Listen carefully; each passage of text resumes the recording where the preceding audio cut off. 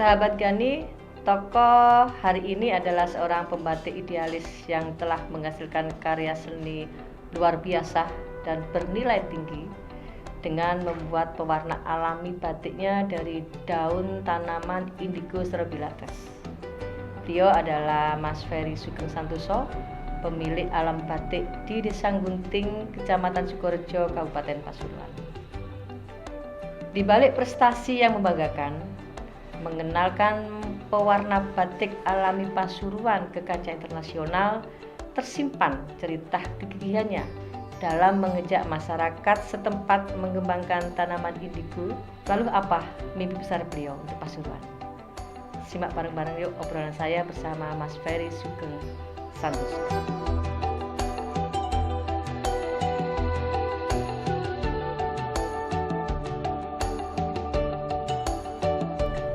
Selamat sore Mas Ferry. Selamat sore. Terima kasih sudah berkenan datang di Alam Batik. Alhamdulillah Mas Ferry.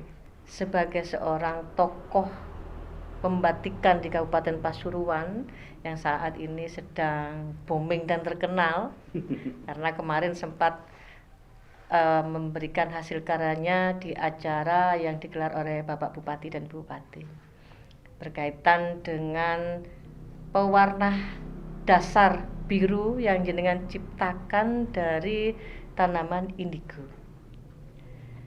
Sudah berapa lama Mas Ferry ini mulai mengembangkan budidaya tanaman indigo di Kabupaten Pasuruan?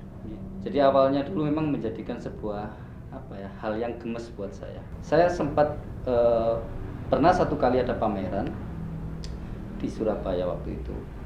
Waktu itu ada satu tanaman indigo yang seolah-olah ini sesuatu yang tidak boleh disentuh oleh orang.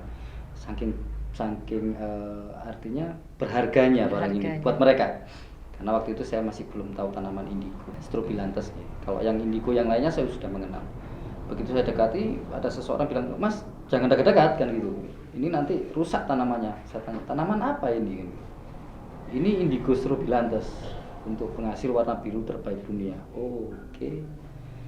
Akhirnya selang saya berjalan berapa tahun, akhirnya dipertemukan dengan teman yang di Temanggung, namanya Pak Fata. Beliau sudah mengembangkan indigo.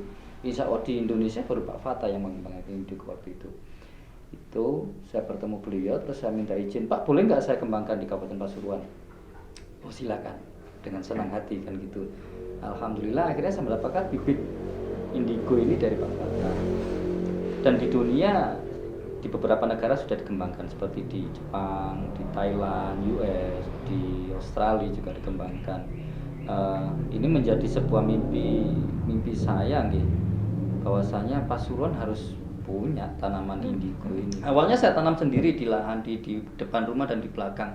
Terus saya berpikir, wah ini kalau cuma saya tanam begini nggak akan berdampak.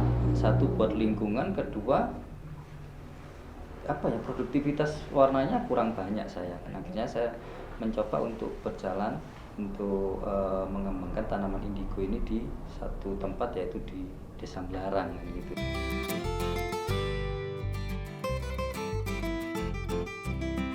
Karena di sini kan di wilayah pegunungan yang sangat cocok lah habitatnya dengan pasta indigo. Kita tumpang sari dengan pohon apel.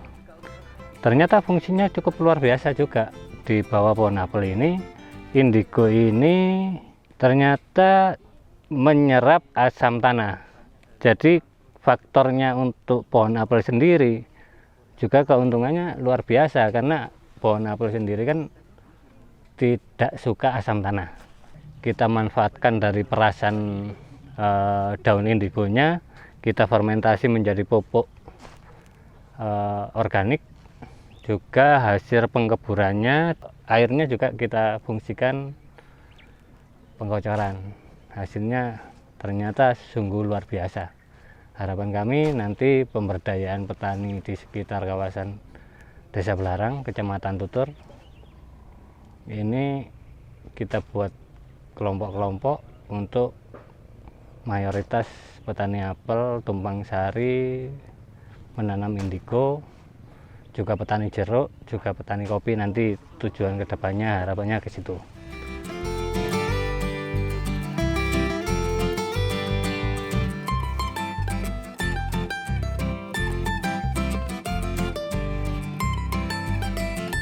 setiap satu kegiatan atau suatu niat yang dimulai dari awal itu pasti banyak kendala. Betul, betul. Respon masyarakat sekitar berkaitan dengan penanaman budidaya indigo ini kepada Mas Ferry gimana? Untuk Ya, dari masyarakat sekitar. Dari masyarakat sekitar ya Larang. tentunya awal-awal mereka juga masih sangat-sangat meragukan gitu. Karena mereka juga belum mengenal apa sih tanaman indigo ini, terus fungsinya buat apa.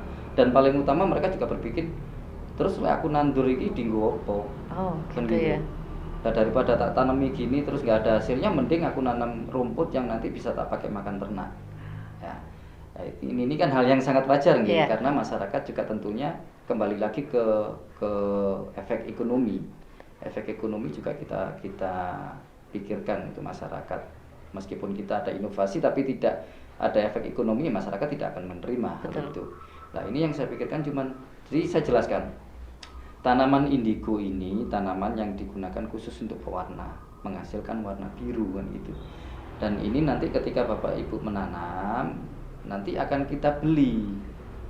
Kan gitu, daripada tumbuh rumput juga akhirnya juga dicabuti, mending ditanam indigo yang hasilnya tanamannya nanti kita beli. Nah, kita beli ini nanti kita beli untuk per kilo tanaman indigo ini kan gitu, kita beli per kilo, setelah itu kita proses. Nah, itu salah satu keuntungannya. Kedua, itu menjadi mengembalikan kesuburan Tanaman. Jadi tetap kita mengedukasi masyarakat bahwasanya tidak ada ruginya menanam indigo, tidak ada kesulitan dalam menanam indigo ini karena tanaman ini sangat gampang sekali. Yang menjadi kendala untuk di sisi produksi sebenarnya, Bu. Kenapa demikian? Semakin banyaknya meningkat permintaan, tapi tenaga kerja kita ini kurang. Skillnya, yang punya Iya. skill batik Mas. Bukan skillnya, Bu. Kalau skill kita ajarkan. Oh, Jadi saya ke masyarakat lingkungan sekitar ini mengajak untuk menggeluti batik. Itu tidak ada yang bisa batik awalnya kan. Semua kita ajarkan dari nol. Belum Dari bisa nol. gambar, kita akan menggambar. masyarakat sekitar sini ya Mas Masyarakat Ferry. sekitar kan gitu. Nah, itu kita ajarkan semuanya. Cuman yang menjadi kendala adalah masyarakat kadang masih memilih untuk saat ini masih memilih lebih banyak kerja di pabrik. Iya. Itu Karena yang daerah kita menjadi- kan daerah industri ya. Nggih, daerah industri. Paham. Pasuruan menjadi daerah industri yang menyediakan lapangan kerja sangat besar, itu yang menjadi kendala sebenarnya. Itu.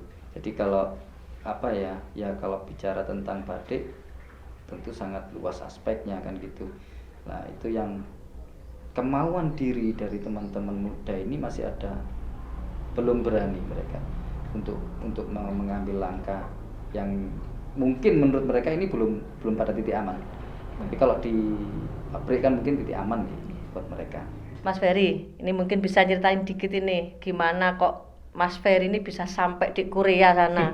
Padahal kita baru mengenal jenengan ya baru 2020 kemarin lah. Jenengan 2018 sudah nyampe di Korea Selatan. Ini mungkin bisa ceritakan kepada kami nih.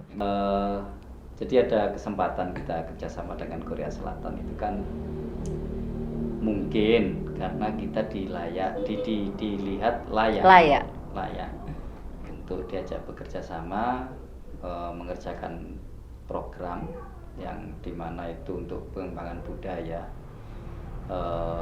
setiap negara itu dihadirkan di sana ada sekitar 5 negara nih. Di mana di Indonesia ini memiliki budaya yang kuat yang mereka anggap yang perlu dilestarikan adalah batik. Nah, di situ kita menyampaikan bahwasanya batik itu seperti ini loh. Batik itu adalah bukan hanya sekedar kain bergambar, tapi ada filosofi di dalamnya, ada pesan moral di dalamnya. Ya, akhirnya menjadi sebuah diskusi dengan tim Korea waktu itu. Menjadi sebuah mengerucut idenya bahwasanya mereka setuju membuat sebuah pertunjukan teater yang judulnya Batik untuk Perdamaian Dunia. Batik untuk Perdamaian Dunia. Iya. Luar biasa. Karena bicara perdamaian ini bukan fisik yang kita utamakan tapi jiwa.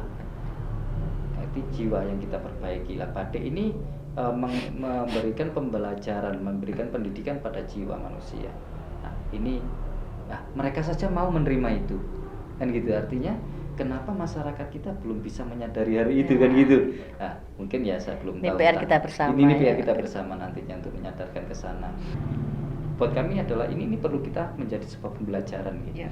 Ketika kita mau melihat dunia keluar sana, maka kita akan tahu apa yang dimau dunia, termasuk untuk batik, kan gitu. Kita tidak bisa ego, tapi bagaimana kita melayani dunia. Makanya menjadi sebuah slogan kami di Alam Batik itu. Kalau awalnya dulu kita menjadi batik berkarya untuk bangsa, tapi sekarang kita menjadi berbekal kecerdasan lokal, keluhuran budi pekerti dan keluhuran warisan budaya, berkarya untuk dunia. Untuk dunia, luar biasa. Biasa. Baik sahabat Gani, sekian dulu untuk episode kali ini. Pesona akan selalu menghadirkan tokoh-tokoh inspiratif Kabupaten Pasuruan. Lalu siapa tokoh inspiratif yang akan hadir berikutnya? Kita tunggu. Jangan lupa like, comment, subscribe di Niki TV. Sampai jumpa.